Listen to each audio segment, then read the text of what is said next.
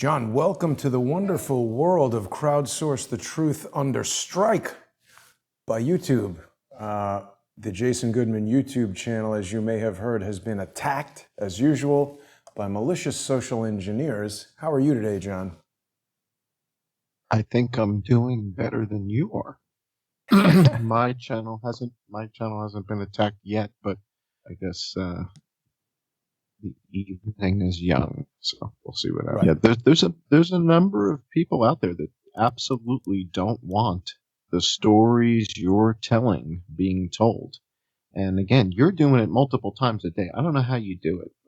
I tip my hat to you. I think you're doing remarkable work.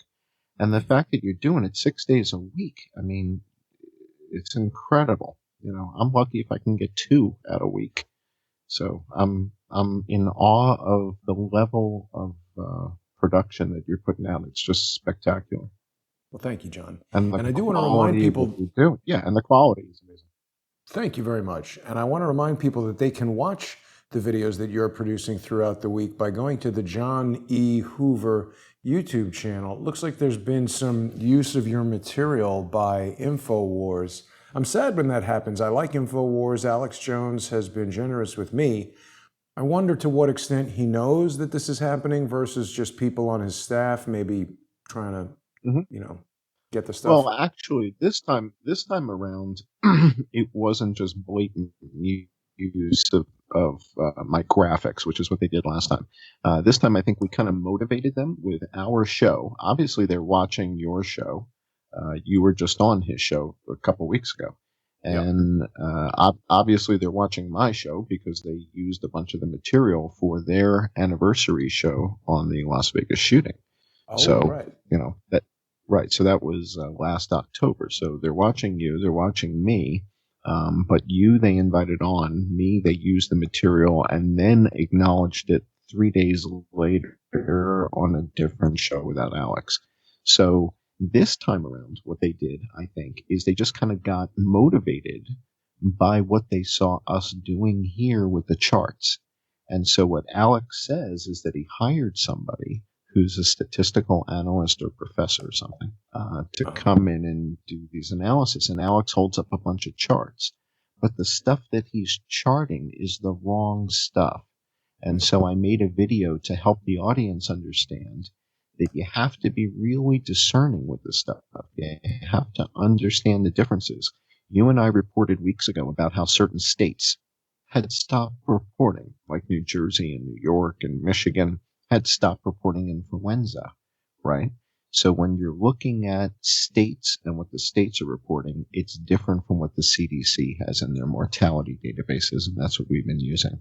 So, basically they're a couple months behind. So I'm not throwing that much shade at them, but, you and I have been way ahead of this story for some time. I applaud that he's even comparing coronavirus and influenza in the same sentence. So that part of it, it's hard for me to get upset. I'm thrilled that Alex Jones is bringing that up.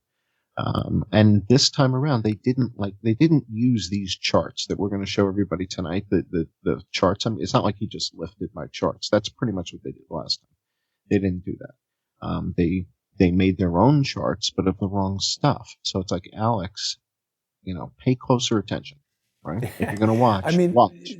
To his credit, I think it is difficult for, people who are running these operations where you got people working for you. You never know how material gets to him. As I said, I like to give him the benefit of the doubt. A lot of people said, oh, he's a sellout. He did X, Y, or Z when he had to retract some statement. I don't think people watching necessarily understand the power that a federal court has over somebody. If there's a judgment against you, it's got to be abided by like the law. So if he loses a lawsuit where somebody says you have to make a public retraction and apology, even if he doesn't want to do that or doesn't like that, he's compelled to do it. So like I said, Alex Jones has been generous with me. I appreciate what he's done with InfoWars. I also appreciate your point of view. I hate it when people take my work and use it on their own show, because it's like, you and I are out here trying to create this sponsor exclusive show on subscribestar.com/IamJohnCullen. patreon.com/IM John Cullen, and Subscribestar and Patreon/crowdsource the truth. And when people take that work, it undermines what we're trying to do. You know, there's going to be social engineers, John, and cranky people who are going to say, you just want money. I mean, if I just wanted money, I would do something that doesn't care at all about people or integrity and just be a crook or a criminal or maybe a lawyer and just go after money. What I'm trying to do is I'm trying to find like-minded individuals like yourself who are seriously concerned about the future of our country and to create a business that allows us to do the work that we know we need to do to basically gather this information, broadcast it out to everybody so that they can see it, evaluate it, form their own opinions about it, give us feedback that helps us get to better answers. And we need to have a sustainable business to be able to do that. Indeed. And that's why I'm not, you won't hear me aggressively attack Alex, because again, I'm eager for his audience and coronavirus side by side. It's a good comparison. Even if he's using the wrong graphs, at least he's having the conversation. Right. Opening the door there, as it were. Now, exactly.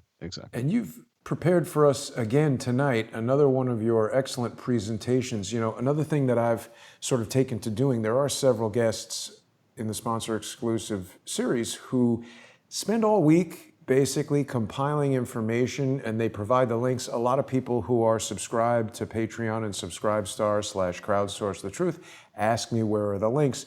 The links are offered on John's Patreon and Subscribestar page. Obviously, people watching on Crowdsource the Truth get to see what we're talking about and can extract the links and go to the sites and do the searches themselves. But that added little bit of convenience. I don't want to take away from you, John, and your work and the stuff that you've done. But tonight we're going to be talking about some fact checking that you've done. This Jonathan Swan interview from a few days ago, Axios News sat down with President Trump. I found the guy to be pretty disrespectful in general. What can people expect tonight when they tune in on the sponsor exclusive hour? Well, we're going to take a look at this. I guess they're calling it an interview. It doesn't appear to be an interview when you really break it down, and that's what we're going to do. We're going to break it down. And we're going to look at some of the questions, and we're going to look at some of the declarative statements that Jonathan Swan made, and we're going to fact check it. We're going to say, well, is that correct? Is that supposition correct? Is the president's answer to the question accurate? Is the president's some of his suppositions, are they correct? And we're going to fact check both of them. And I can tell you, I don't pull punches, and they're, in both cases, you're going to sense a little bit of disappointment. And in one case, it's probably simply because the president doesn't have our materials at his fingertips. He's got this other junk that his staff is giving him that's just not quite as good as what we have. And so when he tries to make a point with the materials, not quite as good as what we're going to show tonight. And in fact, we've got enough time in the pre-show on YouTube to show the audience the types of materials that I would be preparing for the president for this interview, unlike the materials that he showed up with. What would the difference be? If I was on the president's staff somewhere in the basement of the White House working up spreadsheets and charts, what would they look like for this interview? And that's what I prepared for tonight's YouTube show. So for our patrons only, we're going to break the interview down. We're going to go through it step by step, and also for my patrons at Subscribestar and Patreon, I have a special episode of Hypothetically Speaking just for patrons. And that goes live tonight, Eastern Time, New York. It goes live at 8 p.m. So that's just for patrons. And it's a special episode of Hypothetically Speaking about this topic that breaks it down even further. But I wanted to do some of this investigation live with you, where we can go to Worldometers and all that. So that's what we're going to be doing with the patrons at the patron only hour. But right now, let's show the audience what some of the slides might look like. Also, every week we get one or two comments from somebody saying, "Why is the guy in hat and sunglasses?" Can you do a 30-second explain to them how I got here and why my life potentially is in danger? Yeah, Can you there's a explain that? major portion of John's story that was revealed during my trip to Thailand that I promise you, John, and audience, as soon as I can get out from under the litany of lawsuits that seem to flow my way like so many raindrops, I will absolutely finish that production and we will get it out. But John has a very specific connection to some of the things that he's revealed in his Las Vegas reporting that cause him to be concerned about revealing his identity. We all know that facial recognition is a big deal. People who have been Patreon and Subscribe Star sponsors on Crowdsource the Truth for a couple of weeks will have gotten to see my encounter with Eric Schmidt on Fifth Avenue here in New York City. He was quite quick to take a picture of me when we were having a debate, let's say, in the street. And I certainly think somebody like that would have access to technology to immediately identify me based on my face. And perhaps, I'm not saying he did this, but it's conceivable that he might still have some friends at Google who could figure out what's going on with Jason Goodman. He's a YouTuber, and why don't we mess with him a bit? So John is protecting his identity in a way that he feels is appropriate. And I think that if people don't like how any particular guest presents themselves, they have the option to turn the show off, and insulting the guests is not going to do it. I like your suggestion, John, that you might take a job in the basement of the White House. I don't know if you're aware of this, but apparently Richard Nixon had a bowling alley installed in the basement. I don't know if Absolutely. Yeah. I think you've told me you are a very good bowler, or am I confusing you with somebody else? No, that wouldn't be me. No, I'm not a good bowler. I had a friend who could bowl So like 200 every time. I am terrible at bowling, but that's a different that, story. that and there's a term for that. Knowing that you're not good at something is called conscious incompetence. So there's a term for that. You're consciously incompetent. You know you're not good at it. Unlike Dr. So Fauci, I would not throw exactly. out the first bowling ball at the World Exactly. Series of Bowling because it would shoot Exactly. across the thing and hit somebody in another lane in the way that his first pitch did. So we got a couple of minutes, John. Do you want to go into Yeah, this a bit? indeed. Let's do it. We'll just flip through them. So the first slide is the first slide that I would have used, or I would have had at the top of the deck for the president to use. And that's our next slide. So let's pop next page. And that's showing how the country's doing, right? So Jonathan Swan tries to put forth this notion that it's a disaster, everything is bad. And when I look at how we're doing on a weekly basis, this chart is from the CDC's mortality database showing deaths per week from coronavirus. Now, in the last couple weeks, it's been starting to go back down. But after 4th of July, we had 3 bad weeks. And in fact, those 3 bad weeks were right after you and I reported that it had been going down for 3 months. And the next day they started going up. Right. So they went up for 3 weeks, but now they're starting to come back down. And when you look at the levels, this is nothing like what we were going through back in April. Right. You look back in April and you look at those numbers, it's like crazy. We're nowhere near that.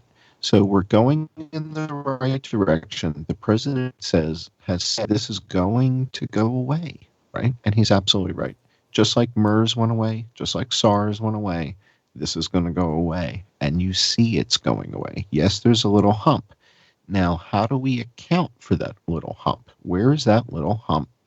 Where is it taking place? And that's what we're going to see. So this is called logic and reason and math. And this is what Jonathan Swan didn't really come prepared to discuss. So let's go to the next slide. Yeah.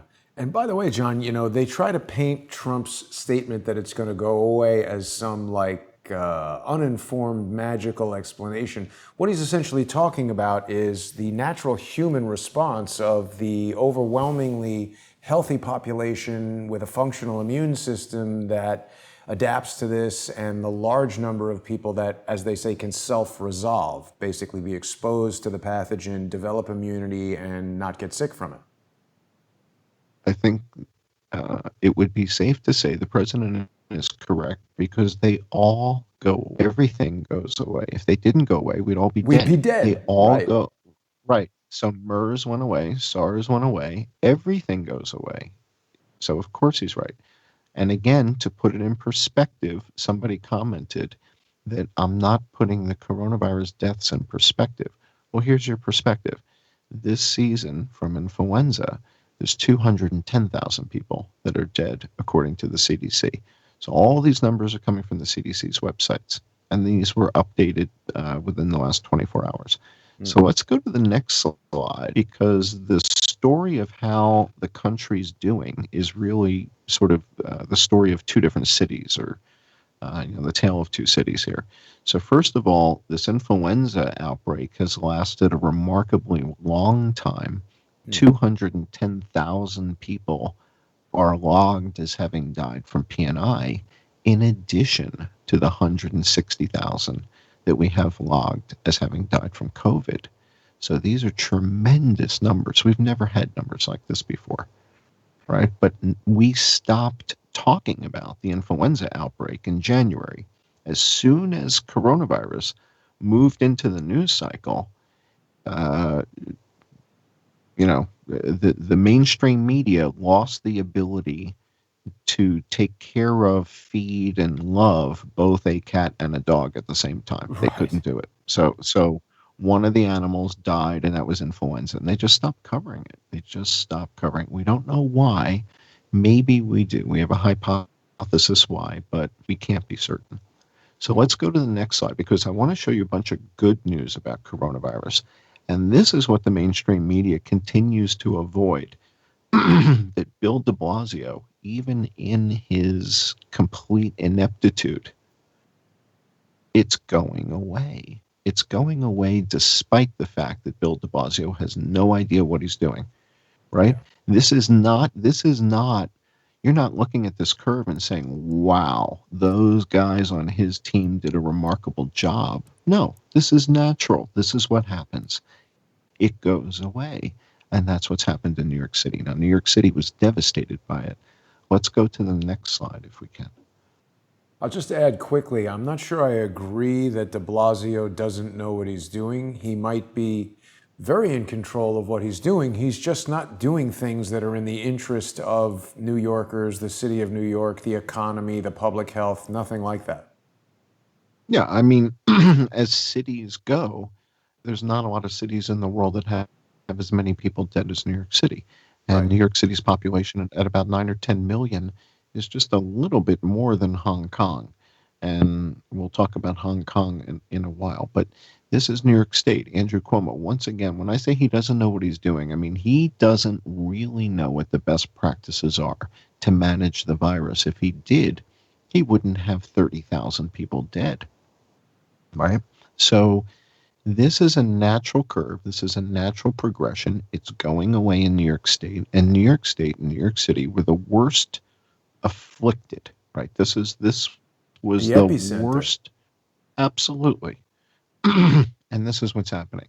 So in the interview, when we go to our patron only hour on Subscribestar and Patreon, and we go into the Axios HBO clip, so we're going to go into the footage, and you're going to hear Jonathan Swan talk about it being out of control, out of control. I said, what is out of control Right. when you look at that curve, right? And that curve is heading down, down, down, down, down.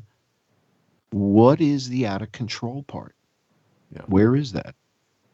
I don't know. I thought HBO was in the business of making like comedy shows and dramas with boobs in them, like The Sopranos. I guess they're the news business now as well. But yeah, I thought it was a really insulting approach that Jonathan Swan took to that interview. And just briefly on Governor Cuomo, in addition to doing things that seem really counterproductive to the health of the people and the economy of New York State, he seems to equivocate every day. Now he's saying that everything is fine, we can open schools, but you need masks everywhere you go, and they need checkpoints around New York City because it's such a terrible situation. Really doesn't make very much sense to me at all, John. We are close to out of time here on our lead-in to the sponsor exclusive show on subscribestar.com and patreon.com/IamJohnCullen. Simulcast, of course, on subscribestar.com and patreon.com/crowdsourcethetruth. Anything you want to say real quickly before we head over there? Certainly. I'll pose a hypothetical question to Governor Andrew Cuomo. Hypothetically speaking, if today is the last day of new cases in New York and the last day of deaths, and effective tomorrow, there's no more new cases in New York and no one else dies, as of tomorrow, for how long are you going to make the children wear masks in school if there's no more cases of coronavirus and immediately? Children will continue to wear masks until when, Andrew? Until Thanksgiving? Until Christmas? Until Easter? What's your plan, Andrew? Yeah. We'll leave it at that. We'll leave it at that. Bugaboo Boone tells us that they believe that de Blasio is the worst mayor in U.S. history. I think that might be right. Certainly, top getting 10. Certainly terrible top 10. outcome Certainly top 10. here Yeah, in top New 10. York City. Top 10 for sure. But people are going to be very intrigued, I think, to see the data. You've been doing great work, John, since this began. So I want to thank all of our generous Patreon and Subscribestar sponsors who make these shows possible. And once again, just remind people, if you're following the show but you're not yet subscribed to the John E. Hoover YouTube channel, make sure you get on there. John has got a lot of updates and he fills in a lot more detail, and as well as including the simulcasts to each of the shows that we do. He's got his Hypothetically Speaking series, and people who've been following his work are going to want to be subscribed over here. So make sure you get over to the John E. Hoover YouTube channel, and don't forget to get onto Patreon and Subscribestar. We'll see everybody there in less than 10 minutes. Thanks for watching.